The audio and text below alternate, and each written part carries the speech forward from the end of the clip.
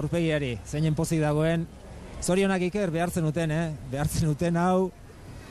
Bai, ude nahiko komplikau pasatu dugu. Da, bueno, egun seinalatuen ez dugu faile egin. Niko kintzot esperantzak astion oso entramito politxe egin dugu, da ikusten zan. Da, gaur erlojupeko izanez ez du gure buru galdu, eta ikusten zan txalupe kanporatz ondo jondala. Eta barrunez zantxoti holan segiten badugun, barrun esango horala eta alan izan da.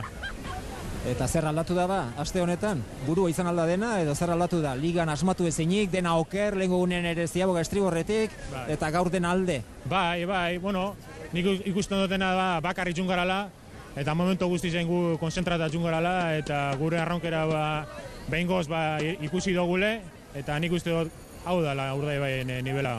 Gude guztizen hori biligara gure barrun erdi pelean, gure arronkera ezin irakutsi. Eta, bueno, haber datorren domekan danok aldabatera ikusitxe, emoten badugun ostabe nivel hau. Eta nik uste dut ematen badugun gure arronkera, ez dakit, igual banderako pelean eskara sartungo. Nik uste dut gauze politxe egiteko, lauti barrun egiteko nivela badoko gule. Bizkaitarrak agintean, kaiku aurrena zue bigarren? Balan da, no? Emoten dago hemen boladaka dala, no? Pasan urtean da bestean Kantabriarrak horre gontize aurrien. Aurten, gaur, kaiku eta gu izan gara aurren, domekan ametik eta domekara gauza asko kamizeko diez. Alde derreko lasetasuna izango duzuzuk, baita arraunlariak ere, gaur lasaiago lo egingo duzue.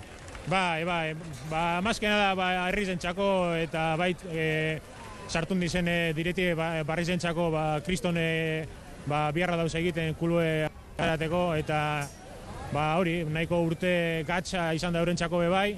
Bueno, niti ja batai asko dakotez eta mutien txako zorion du eta baita herri guztizerako, datorren domekan hau permiotarrez betetema dugun. Zorionak, igandean ez zarete bakarri joango, alboan beste hiru izango dituzue. Bai. Domekan kriston pelea izango dugu eta que nos quiten lo bailao, no? Gaur ondo egingo dugulo eta domekan ozta behan mengo gara espatak gora nitxiko duguta. Eskerri asko. Zuri. Iker Zabalaren hitzak